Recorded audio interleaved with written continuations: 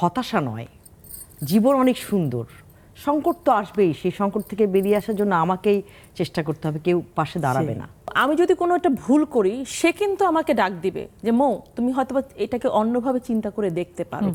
এই বন্ধুটা থাকা প্রয়োজন। আমি যদি আমার বয়সটাকে না মেনে নেই, আমার চরিত্রটাকে যদি না মেনে নেই, তাহলে সমস্যা। তাহলে কাউন্সিলিংটা কার করতে হবে? আমাকেই করতে হবে। নিজেকেই নিজে কাউন্সিল। তিনজনের সংলাপে দারুণ মেসেজ যে সব বাবা মার সন্তানের জন্য স্বপ্ন থাকে, এবং সেই বাবা মা যখন সেই স্বপ্নগুলো দেখে ভেঙে চলে যাচ্ছে, সেটা খুব সামাল দেওয়া খুবই কঠিন। ও যেমন বললো যে সন্তান চলে গেল কি সুন্দর অস্ট্রেলিয়াতে, কিন্তু সেখানে সন্তানের সংসার ভেঙে গেল। হ্যাঁ, ফেসবুকে তার সাথে কি পরিচয়, অদ্ভুত অদ্ভুত ঘটনা, কিন্তু এগুলো বাস্তব। হ্যাঁ, এইটাও কিন্তু আমাদের জীবনের হচ্ছে, সেটাই মোমেনা আপা একটা জায়গায় গুছিয়ে এনেছে আত্মজয়ের মাধ্যমে। একেবারে। তো না, আমরা যেটা মেনলি নাটকে বলতে চাইছি যে মানে হতাশা নয়, জীবন অনেক সুন্দর। সংকট তো আসবেই, সেই সংকট থেকে বেরিয়ে আসার জন্য আমাকেই চেষ্টা করতে হবে, কেউ পাশে দাঁড়াবে না। সেটাই বলতে চাইছি যে কাল কি হবে, কাল কি হবে, এত ভাবনা কেন? কাল তো কারো হাতে নয়। এবং আগামীকাল খুব সুন্দর, কিন্তু আগামীকাল কখনো আসে না। বর্তমানটাই হচ্ছে গুছিয়ে ফেলা। আসলে কাউন্সিলিং না সবারই করা উচিত। কারো ক্রাইসিস মোমেন্টে যে কাউন্সিলিং করতে হবে তা না, যে কোনো সময় করা উচিত। এই চর্চাটা করলে হবে কি, ভিতর থেকে হতাশাটা দূর হয়ে যাবে। যেমন আমার তো বিভিন্ন বয়সের বন্ধু আছে, এখন মোমেনা আপাও কিন্তু আমার বন্ধু। মোমেনা আপা কিন্তু খুব সহজে আমাকে অনেক কথা বলতে পারে, আমি তাকে বলতে পারি। এবং এমন একটা বন্ধু, আমি যদি কোনো একটা ভুল করি, সে কিন্তু আমাকে ডাক দিবে যে মৌ, তুমি হয়তো এটাকে অন্যভাবে চিন্তা করে দেখতে পারো। এই বন্ধুটা থাকা প্রয়োজন। হ্যাঁ, নিখাত একদম। এতে হয় কি, এই যে ভুল সিদ্ধান্তগুলো আমরা নেই, তাহলে কিন্তু আমরা নিব না, চিন্তা করব।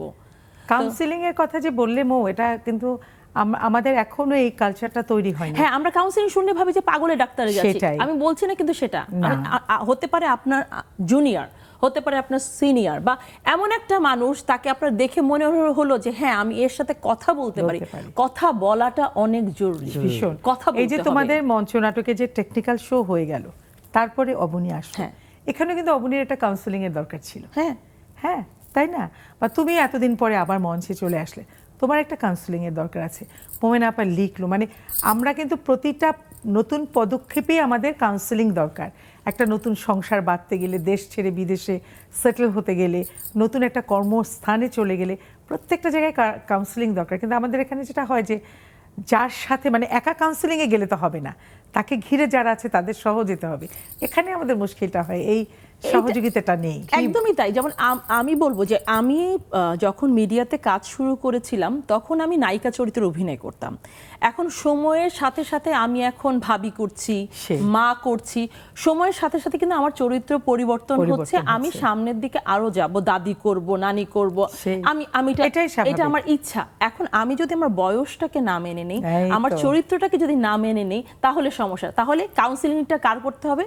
আমাকেই করতে হবে। নিজেকেই নিজে কাউন্সিলিং। আমার বেবি হওয়ার পর এটা আমি খুব মিস করেছি, যে কাউন্সিলিং এর জায়গাটা সত্যি এটা খুব জরুরি। এটা আমাদের দেশে জায়গায় জরুরি। হ্যাঁ, একদম।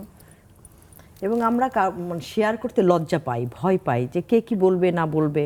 আর তুমি যেটা বলছিলে টেকনিক্যাল, পরে কিন্তু আমরা 3টা শো করেছি। আগামী 23 তারিখে আমাদের 4th শো। না, সেটা তো জানি যে ও এসে যখন একটা টেকনিক্যালও হয়ে গেল, এবং মানে সবচেয়ে ছেড়ে চলে গেছে, ওরও কাউন্সিলিং দরকার। হ্যাঁ,